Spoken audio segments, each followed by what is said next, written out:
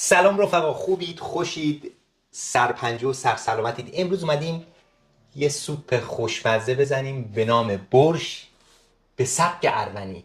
به سبک ارمنی. سبک رو توجه داشته باش، زیرش یه خط بکش. امروز اومدیم این سوپ رو براتون بزنیم. یه سوپ گیاهی خوشمزه، واقعا خوش رنگ و لعاب. جلو هر کی که بذاری میگه واقعا دست مریزاد، خیلی باحاله. بزن بریم برای تهیهش، ببین میخوام چیکار بکنیم. چیکار میخوام بکنیم؟ با ما همراه باشید. برای شروع ما اول روغن رو میریزیم کف قابلمه. همزمان که روغنمون داره داغ میشه، من اینجا به اندازه 2 تا قاشق غذاخوری کرم میریزم تو روغنم برای اینکه طعم غذام بهتر بشه. پیاز به اندازه 1 عدد گنده، حالا پیاز سفیدم داشتید عالیه. پیازمون داره سرخ میشه، من اینجا 2 تا قاشق چایخوری سرخالی نمک میزنم داخل پیازم. 1 قاشق چایخوری زردچوبه، این زردچوبه خیلی بهش طعم میده، و نوک قاشق چایخوری فلفل سیاه و نوک قاشق چایخوری فلفل قرمز یا پول بیبر. البته این فلفل قرمزه دل بخواهیه، میتونید بزنید میتونید نزنید. بریم برای اضافه کردن بقیه مواد. من اینجا 3 تا لبوی بزرگ رو برداشتم، رنده کردم، اضافه میکنم به موادم، یعنی به پیاز و ادویه. رنگ رو ببین. بعد از اینکه لبو رو اضافه کردیم، اینجا میریم تو کار هویج. من اینجا 3 تا هویج رو برداشتم، رنده کردم، اینم اضافه میکنم بعد لبو به موادم. یه همش میزنیم با مواد و روغن، یه تف بخوره، یه طعم بگیره. بعد از اضافه کردن لبو و هویج 3 تا حبه سیر، اگر دوست داشتید میتونید کمترم بزنید، اضافه میکنیم به موادمون.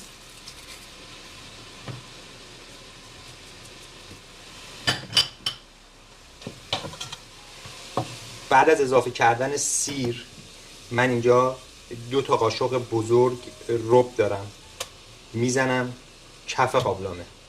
2 تا قاشق غذاخوری رب، 1 قاشق غذاخوری رب پاپریکا. ربمون رو تف میدیم.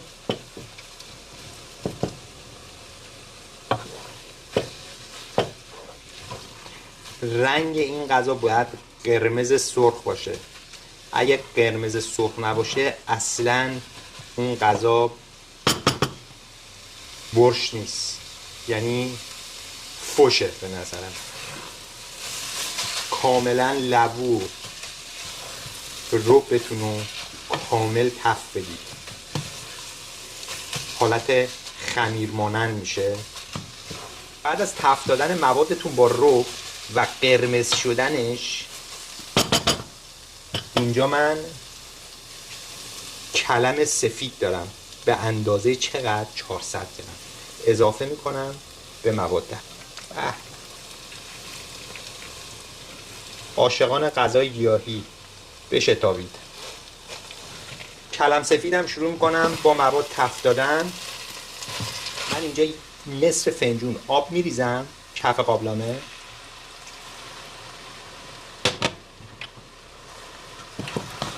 یه هم میزنم با آب برای اینکه کلمام آب پز بشه. در قابلمه رو میذارم. برای چی در قابلمه رو گذاشتم؟ تا 5 دقیقه کلمام بخار پز بشه، بشینه تو قابلمه، بشینه رو کار، و بعدش دوباره برمیگردیم سر وقتش. 5 دقیقه بهش مهلت بدید. بعد از 5 دقیقه من برگشتم. حرارتی هم که بوده برای بخارپز کردن کلم‌ها حرارت متوسط به رو به پایین بوده. با بخار آب کلمای ما نشست توی قابلمه. به چه بویی داره. بعد از آب پز کردن کلمامون، ما الان میخوایم 500 گرم آب گوجه اضافه کنیم به داخل موادمون. مواظب باشید که آب گوجه این ور اون ور پرت نشه. یه توضیح من در مورد این کنسرو گوجه بهتون بدم. اگر داشتید کنسرو گوجه له شده اضافه کنید به موادتون به مقدار 500 گرم. اگر نداشتید میتونید مثل ما 500 گرم گوجه رو بردارید با میکسر با غذاساز لهش کنید بریزید توی سوپتون. تمام. بعد از اضافه کردن گوجهمون من اینجا آب جوش رو زدم به برق جوش اومده. میریزیم توی غذامون. آب تا کجا من میریزم؟ تا روی سبزیجات رو بپوشونه، بیشتر نه. اول یه همش میزنم. به بعد اینکه هم میزنید آب یه نمه جا وا میکنه، دوباره میتونید آب بریزید. بعد از اضافه کردن آب داغ 5 تا سیب زمینی متوسط من اینجا تقریبا 60% اینا رو پختم میریزم داخل سوپم. میذاریم 40% بقیه‌اش هم داخل سوپ بپزه. البته میتونید از سیب زمینی خام استفاده بکنید زمانی که میخواید پیازا رو تفت بدید. میتونید سیب زمینی خام همون موقع با پیازاتون تفت بدید و ادویه رو اضافه کنید. ولی ما چون که پختیم این سیب زمینی رو آخر سر اضافه میکنیم که له نشه.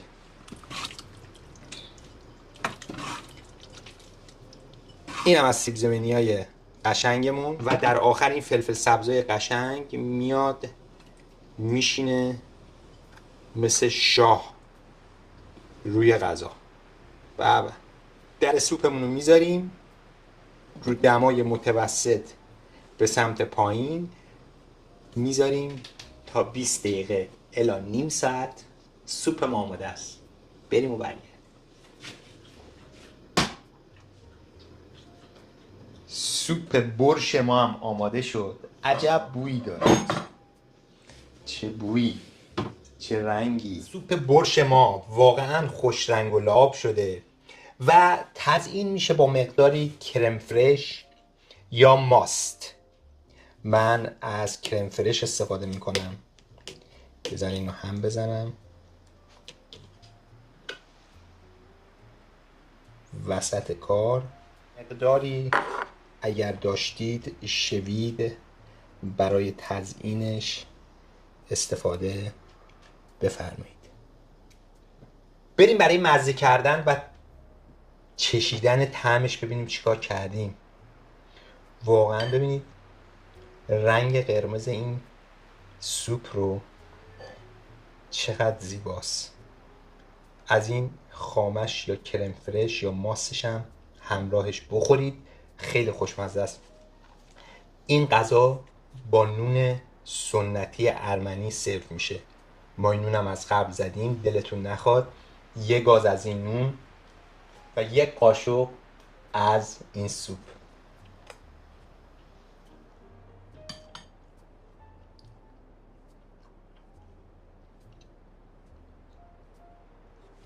واقعا خوشمزه شده. واقعا یه طعم بسیار بالانس و خوشمزه. باید درست کنید داخل منزلتون تا متوجه بشید این طعم چیه. البته این غذا رو به سبک گوشتی هم درست میکنن با آب گوشت و مواد همین مواد. اونم خوشمزه است ولی من گیاهیشو به شخص بیشتر دوست دارم و هرچی این غذا بیشتر میمونه مثل قرمه سبزی بیشتر جا میفته. اینقدر این غذا با مرام و با شخصیت و خوش رنگ و لعابه. امیدوارم که تو خونه‌هاتون درست کنید همچین سوپ واقعا خوش رنگ و من اصلا نمیتونم چش از این سوپ بردارم. خدا شاهده. تو خونه‌هاتون درست کنید لذتش ببرید. لایک و سابسکرایب یادتون نره، کامنت هم برام بنویسید. تا یه برنامه دیگه، تا یه کار جدید دیگه. خدا نگهدار.